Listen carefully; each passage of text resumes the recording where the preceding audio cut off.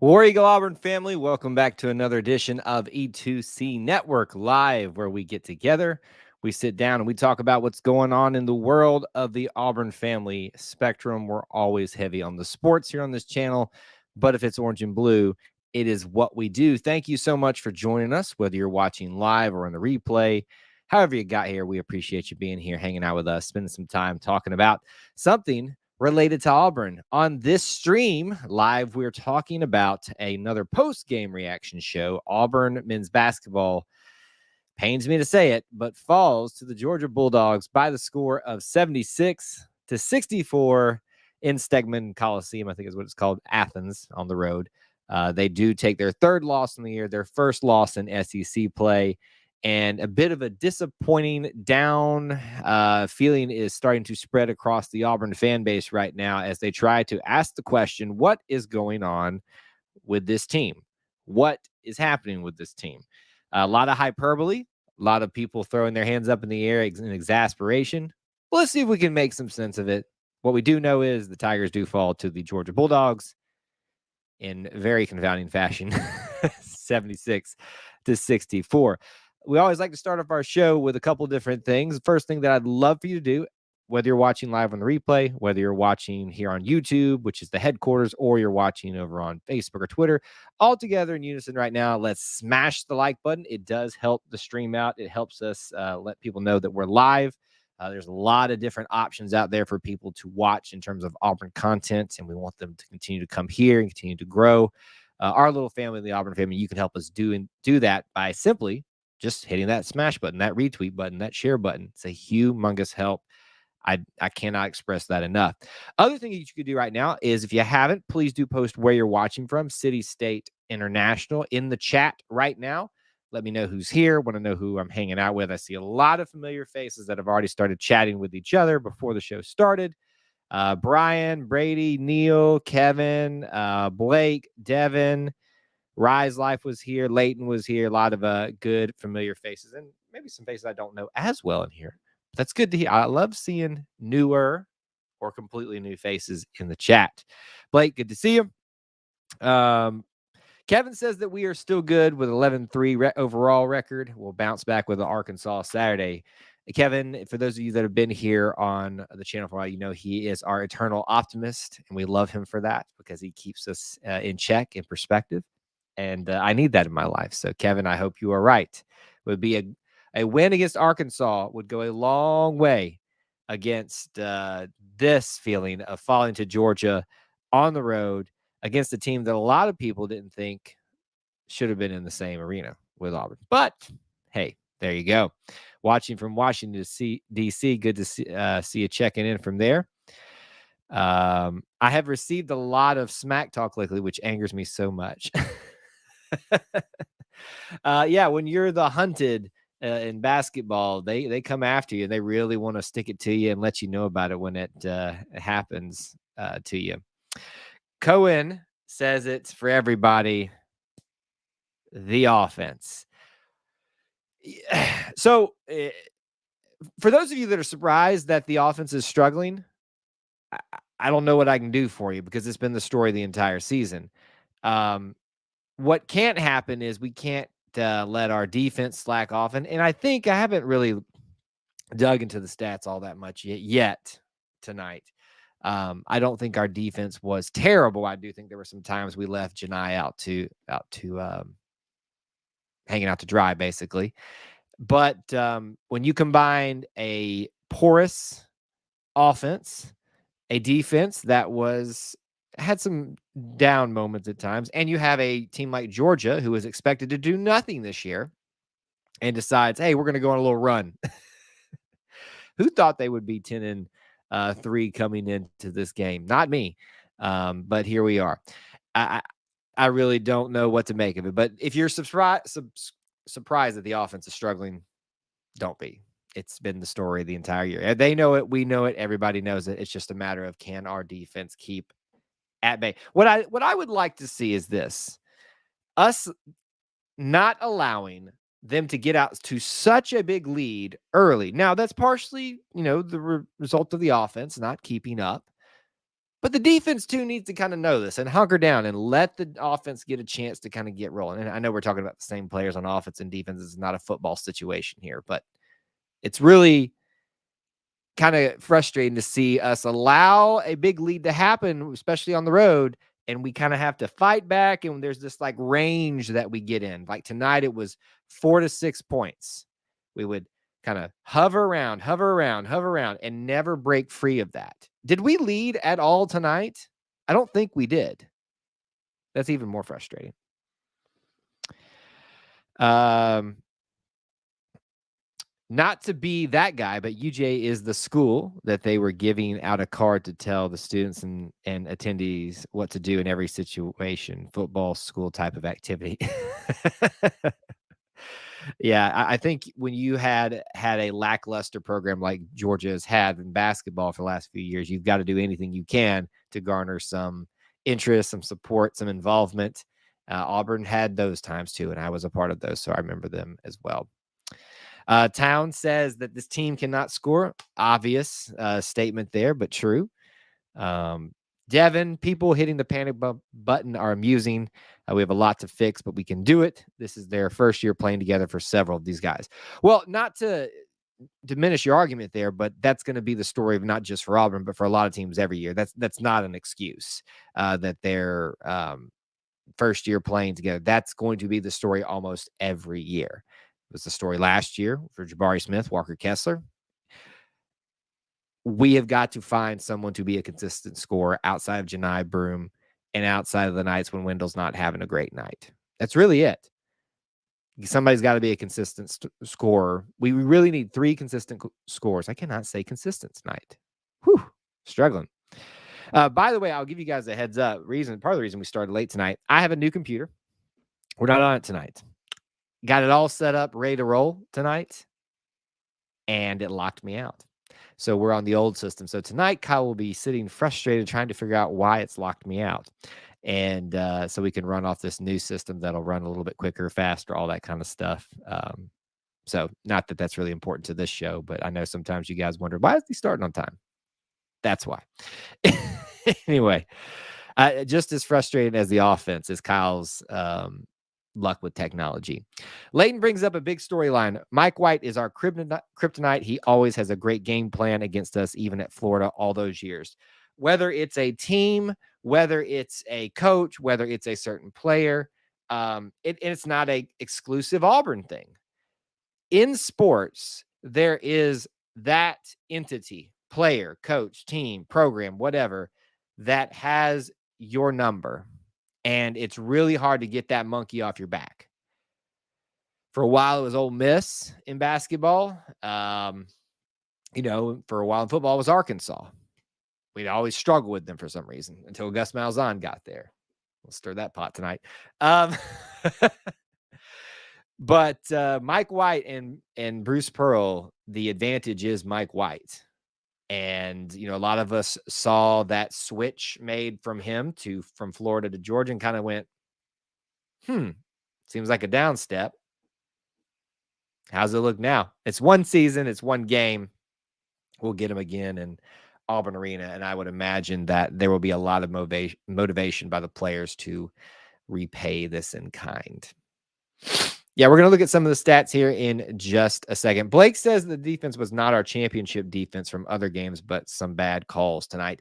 Yeah, I'm really starting to not even focus on the bad calls because we know they're going to be there. It's SEC officiating.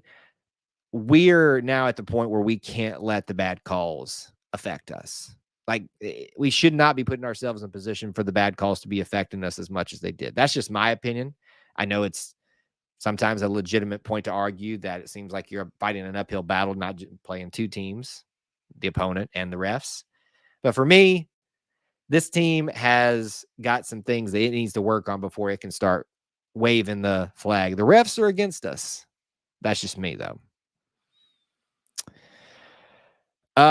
Brady says, these are our problems. 3-point shooting, fouling, free throw shooting.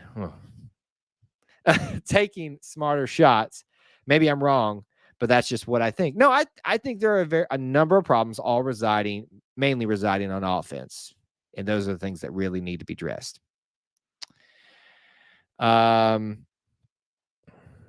Did you see on the broadcast where Georgia has only had one game so far where all their impact players have played? And I didn't see that. WT, good to see you.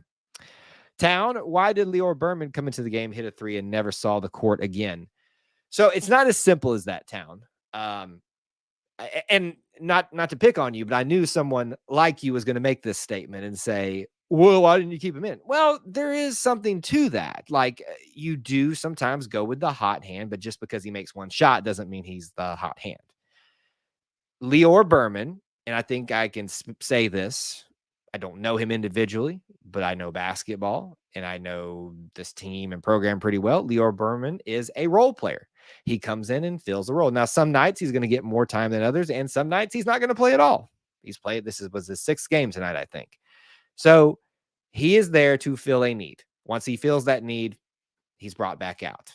That's as simple as that. And that's just the reality of where he finds himself in the depth chart. Can he overcome that? Sure. I've seen it done thousands of times. I personally did that at one point in my career, but that's just the way it is. Just because you come in and make a three doesn't mean that something wrong was done because you didn't see the court again. It is frustrating for us as fans, though. I will agree with you, Town, to watch that three go down. It's one of those things that we've been really needing to work on. Why not let him have another shot? So I see your point. That's just a different side of the argument. Welcome to the SEC. Rude awakening for the Auburn fans. Bill, you don't want to be here if you don't know who won. I think we switch too much on defense and we pump fake too much. I have seen this Rise Life become the very popular critique. And it goes back, I think, to that game at USC where Bill Walton, all he did was harp about pump faking. I'm not saying that didn't happen before that and all that kind of stuff, but I think that's like the fans' new buzz thing to focus on. It's the RPO. We got to mention RPO in any discussion, whether it's a commentator on TV, it's us as fans. Sure, there may be extra pump faking, but I don't think that is going to be a big issue for us offensively. We just got to make shots. I mean, it's really as simple as that. WT, I have faith in the coach. And the assistants will have the ship righted with time. No panic here. Yeah, there shouldn't be really any panic right now. There's a long season ahead of us. If you want me to play Pollyanna, and if you want me to find an opportunity to find a silver lining, your losses have all gone on the road, neutral and on the road. Now, the other two losses were more, I'll call them impressive losses. This one right now is not a good loss, even on the road in the SEC. It's one of the worst teams perception-wise right now that you could lose to. Now, let's see what Georgia does. We may find at the end of the season that that was actually a good loss. Look at what Georgia did under Mike White in their first year. But right now, it doesn't look good. Rise Life says we need to slow down on offense. Now, if you mean we need to slow down in points, I'm going to disagree, but I don't think you mean that. I don't think you mean that. I think you mean not as rushed. Again, it's very easy for us to say that this team is most successful. This program, the way Bruce Pearl likes to run his stuff, when he's been most successful, and is when he lets his team runs free, loose, and fast. For whatever reason, that's not working right now with this team, but that doesn't mean that won't come into play a little bit later. Well, I think every team, Cohen, needs somebody like Jabari. But if your team falls apart because you don't have Jabari, then you weren't really that good of a team. So we're not going to just be able to say, find a Jabari and replace him. One of the things that's been happening a lot with this team is the frustrating non-emergence of Yohan Traore and Chance Westry. Now, Chance has got a little bit of a excuse with his injury that he had at the beginning of the season. Yohan's pretty perplexing to me. No one understands that better than him and his coaches, and so I'm not saying anything that they don't already know, but it's really odd to me to see the struggles happening so bad for him after so much hype and so many, and it just goes to show you, we put these guys in these boxes and say, okay, he's the next Jabari, he's the next big thing. and they get out there and maybe they throw out a goose egg for a while and maybe they figure it out later. I don't know. It's just interesting to see how we as fans do that and create this idea that they're this next greatest thing and maybe they need some extra time.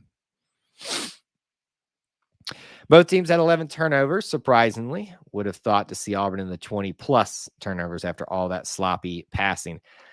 The good thing is there was sloppy play all the way around, and nobody was really able to even grab the ball after it was loose. It was pretty much like the ball gets loose, the other team like slaps it around, and it comes back to the team, so it really wasn't a turnover. Rise Live thinks that Georgia's not a bad team at all. I think it's a bit early to say that they're not a bad team is fair based on what we saw. But I think it's still early to say that they're a good team. Let's see what happens when they run into the Arkansas, the Floridas,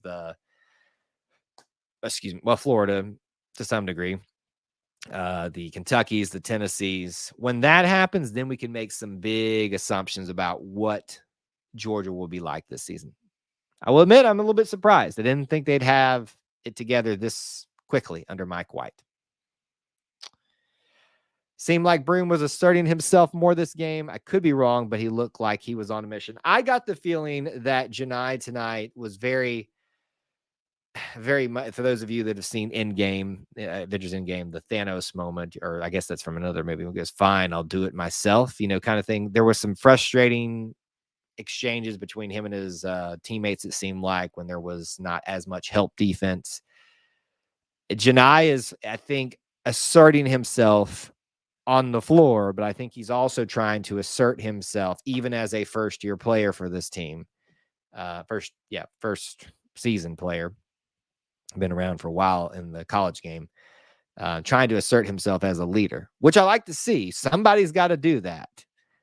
We've had other players do it in some other areas. I'd say Jalen Williams quietly asserts himself. And I love that about the kid, but we've got to have one of those guys that says, this is my team. I'm taking over. Janai tried to do that tonight. So that's a good thing. And he almost got hurt tonight, Brady, too. He did get a little bit tweaked there, which was a scary moment, but worked through it and had an even better game after that.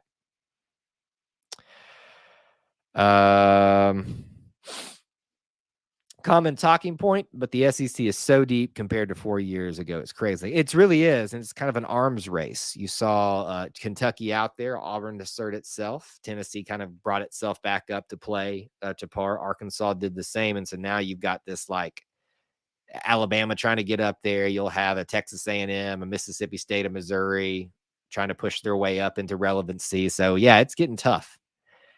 Getting real tough. All right. We don't have access tonight to the regular stat sheet, so it's going to be a little bit jumbled about how we usually discuss all this stuff. So we'll do the best we can tonight.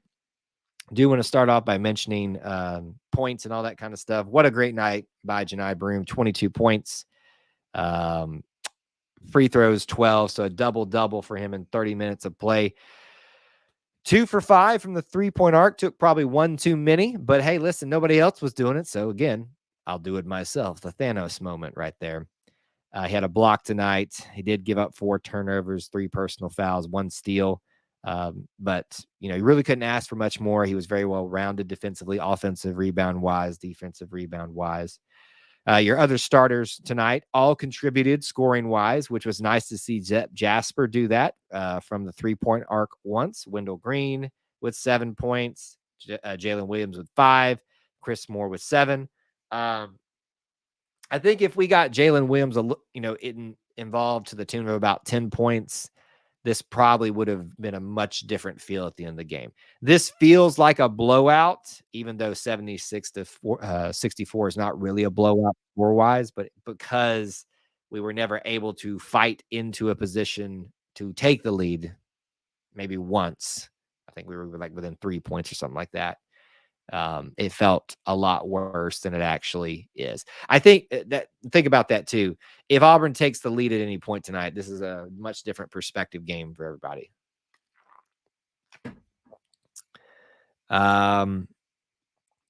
Winning road games always is harder, but this year the SEC in general right now is going to be even tougher.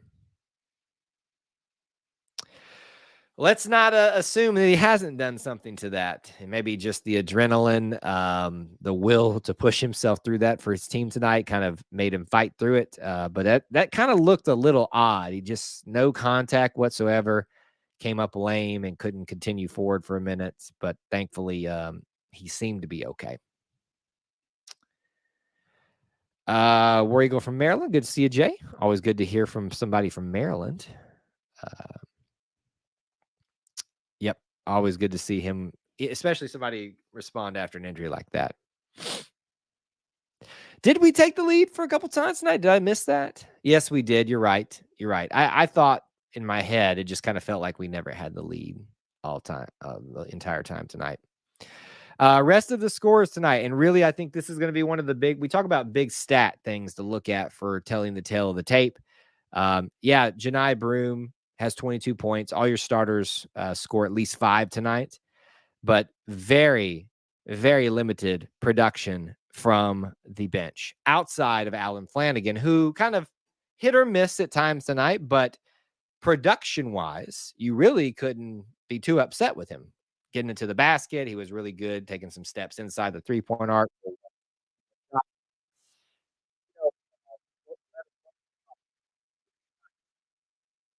Like comparatively when how he's doing right now. So for me, Alan Flanagan is, another one of those guys. We're not even in this ball game without him. But nobody else really contributes points wise. Trey Donaldson gets 1, Berman gets 3, but that's what Berman's going to get for you on a daily situation. KD only gets 3. We got to get KD going. That's really all this amounts to. I'm not shocked that KD had an off night here at his old place with a lot of people really focusing in on their attention on him, trying to get in his head, trying to do too much. That did not shock me. Getting KD Johnson going, finding someone to be that more consistent scorer, Jalen Williams type guy. Maybe if Alan Flanagan can maintain this, that's going to be the key for this Auburn offense, in my opinion. Mike went weird for a second there. That's weird. Just make sure everything's set here. Let me know if that's okay. Everything okay on the mic end? Mic check 1, 2, 1. Mic check 1, 2. Thing looks good on my end. I'm just making sure while we. What is? I hear something in the background. Oh, that's why that's doing that. I wonder if that's why it's there's something playing in the background here. I think that's probably why that's happening. So we'll make sure that doesn't happen. All right. Show happening within the show. I think Auburn is on a 25 home game win streak. It's tough to win on the road in the SEC. Yeah, it's going to get even tougher if the SEC is going to be overall better. I think Georgia being the low bar, what we thought coming into the season, if they're going to be at least competitive, it's going to be tough to win at home too. It's going to be tough. Yeah, I'm sorry. I don't know why I went silent for it. Again, I hoped to be on the new computer tonight. Part of those problems are probably from this old computer, but I got to be able to log into it, which is confounding that you're already locked out of it. But y'all don't want to hear about that tonight. All right. So we've walked through about the individual scoring a little bit, looked at that. I mean, really, there's not a lot of time to spend on it individually because of the lack of offense, and most of it was from Janai and Alan Flanagan tonight. I think simply put, your player of the game is Janai Broom. There's not even a discussion for anybody else at this moment. But with that in mind, let's look at the team stats. Talk about those for just a minute. Some of you have already kind of mentioned a few of the things tonight. On a night where Georgia shot 45%, Auburn 34%, that's not good. On a night like that, you have got to be able to dot your I's, cross your T's, be on every single point of everything else. Free throws, turnovers, and to be able to win the game, to be in the game, have a position to win it at the end of the game. And that was not what happened tonight. 3-point percentage-wise, Georgia just kept knocking them down, 40%. Great night for them there. Auburn was only 21%. I thought it was worse than that. Free throws, not good for either team. 68% for Georgia, 62% for Auburn. If Auburn makes maybe 2 or 3 there and kind of gets themselves close to the 80% mark, you're probably talking about the game never gets into a double digit deficit situation, which makes it more manageable at the end of the game. That was the big problem, is that we were just so far away at the end of the game. Any momentum you had was instantly taken away by a response by them. So just a little bit frustrating. Everybody's dreading the Arkansas game right now. Nobody even wants to talk about this one at this moment. A few more stats tonight. Auburn wins the rebound battle. So what do we talk about a lot here, guys? The 3 stats that you want to look at that tell you the tale of the game. Usually free throws, rebounds, and turnovers. Tonight, dead even. Push situation on turnovers. 11 total, or 11 for each one. You had on rebounds, 44 for Auburn, 39 for Georgia. There's enough of a difference there for Auburn to have some sort of advantage there. Free throw wise was a little bit more of a spread too. So really, all in all, when you look at a good shooting night for Georgia and Auburn not really making a difference for itself in one of those other categories, it's not a shock that Georgia was able to take down Auburn the way that they were able to tonight. We need Georgia at home. I feel like Georgia always is at home. Not understanding that Rise Life. They will be at home this year. We play 3 teams every year, home and away in the SEC: Georgia, Alabama, and Ole Miss. So they will be there, unless you're talking about football, which this is a basketball live stream. Auburn had good assists tonight, 14 steals tonight. Georgia had 10. Wow, I didn't realize that had that many steals. The blocks have really gone down for Auburn over the last couple of games. It feels like only 4 tonight. 4 is pretty good, but it feels like we've done more than that. We were at one point leading the nation and have now kind of just slowly trended a little backwards, it feels like, which is another reason to kind of be a little bit concerned that our defense is not keeping up with the slow start of our offense. That one technical foul tonight, and Auburn did have that one lead of 1 point. But 13 points was the largest lead for Georgia tonight. So not a fun night for the Tigers. Not something really enjoyable to dive into. We will be back to discuss the next game versus Arkansas. Probably here in studio. There was at one point I thought I might be in Auburn this weekend. I don't think that's going to happen now. Just kind of feeling the situation now, but you never know. Stay tuned. So get your last minute comments and questions in here. I'm going to give you the update of what to expect next here at E2C Network and some reminders. So those of you know that we've been in the holidays, which means we've been off of our regular schedule. I believe our next scheduled live stream will be this Sunday for the the Auburn Experience podcast. Make sure you do not miss that. It's a great show with me and Austin where we cover sports, family, culture, all that stuff within the Auburn family spectrum. You do not want to miss that show. We have a great time. We talk a little bit before and after. It's kind of like a mini Wednesday night show. Speaking of which, Wednesday night shows are going to return next week at our regularly scheduled 8:00 time, where we'll just kind of hash it out, have call-in shows, all that kind of good stuff. You don't want to miss that. So those are some of the things expected to come up here soon, and we'll have some more regularly edited videos for you all to check out coming out here over the next few days. Other reminders for you guys, as always, check out the links in the description for ways that you can help support our content. Booster Club is available for you. Channel membership is available for you. If you're not subscribed, you need to be so you can be in that signed Auburn football giveaway. We slowed down a little bit. Our goal is 5,000 subscribers. We're at 3,400. We've made quite a bit of headway towards that. So you guys can help us do that by subscribing, telling your friends and your family to subscribe. Quicker you do that, quicker we'll pick a winner for that. So don't miss out on that. We hope that you guys will help us out in that journey to 5,000 subscribers. Last minute comments and questions here. Jay says he's looking forward to the next game and show. I think, and I appreciate that for the show part.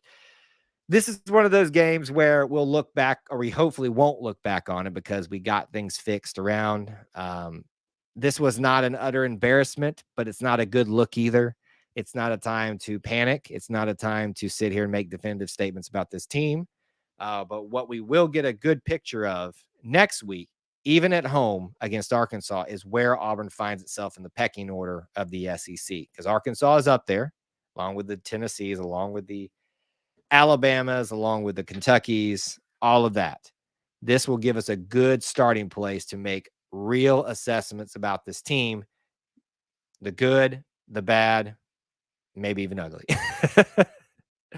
But anyways, we appreciate you guys being here, hanging in with us. I'm ready to get back on a regular schedule with you on live shows and regular content here on this channel after our holiday break. We appreciate you being here, hanging out with us, spending time with us, being part of our little family within the Auburn family. Till I talk to you guys again, War Eagle.